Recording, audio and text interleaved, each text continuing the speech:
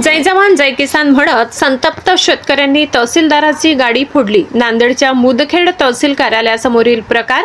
शेतकरी आत्महत्या करतोय आणि अधिकारी मलिदा खातोय हराम। शेतकऱ्यांचे अजून पैसे पडले नाही, अजून शेतकऱ्याची दिवाळी अंधारात गेली।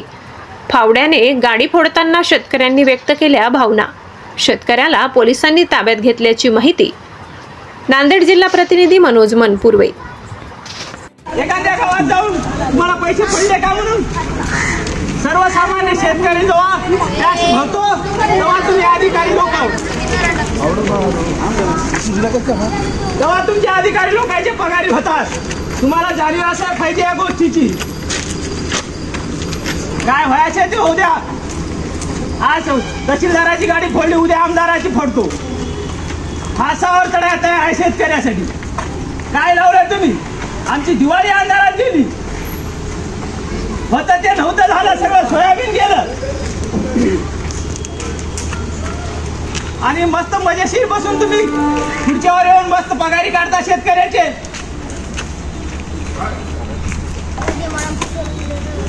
कुठल्याही आम्ही घेणार नाही। काय फाशी जरी झाली तरी मी भगतसिंगासारखी तयार आहे ते फाशी घ्यायला। पण शेतकरी आज कवडी मोल झाला। शेतकरी कवडी मोल।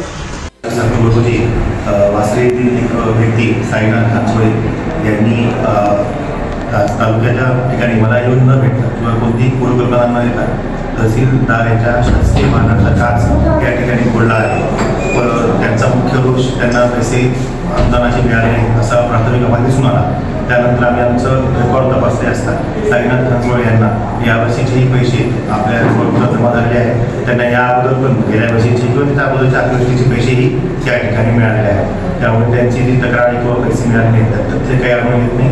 पण त्यांनी जे शासकीय वाहनाचा शासकीय मालमत्तेचं नुकसान केलं आहे, विद्युतीकरण केलं आहे, त्यानुसार त्यांच्यावर योग्य ती पोलीस कायदेशीर कारवाई करण्यात येईल।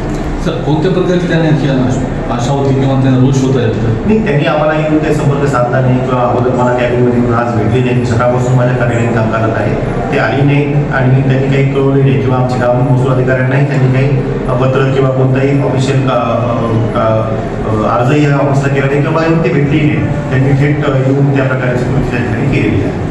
ठीक आहे सर, ओके, थँक्यू। नाही सर, पण शेतकऱ्यांमध्ये खरंच दिवाळीच्या अगोदर तुम्ही एक दुष्काळी अनुदान टाकतो म्हणलं होतं शासन, त्यामध्ये शेतकऱ्यांमध्ये भरपूर असा रोष आहे। त्यामुळं कदाचित या शेतकऱ्यांना असं काही केलं असेल, या संबंधित तुम्ही काय सांगू शकाल किंवा त्या शेतकऱ्यांवर कारवाई? माझ्या बाबतीत मी सांगत की 85% यादी आपल्या तालुक्यात अपलोड झालेल्या शेतकऱ्यांच्या, तर त्यामध्ये आपलं काम जिल्ह्याच्या लेवलला पण चांगलं आहे आणि त्या शेतकऱ्यांना पैसे बरेच जमा होत आहेत। काही लोकांचा कदाचित काही विश्वास केवायसीचा आवश्यकताही नाही। मॅक्झिमम आरओआयडी आहे त्या लोकांना पैसे भेटत आहेत, तर त्याच्यात काही थोड्याफार टेक्निकल बाबी आहेत। मॅक्झिमम लोकांना जेवढ्या नवीन भेटतो त्याच्या अगोदरच या ठिकाणी पैसे मिळालेले आहेत।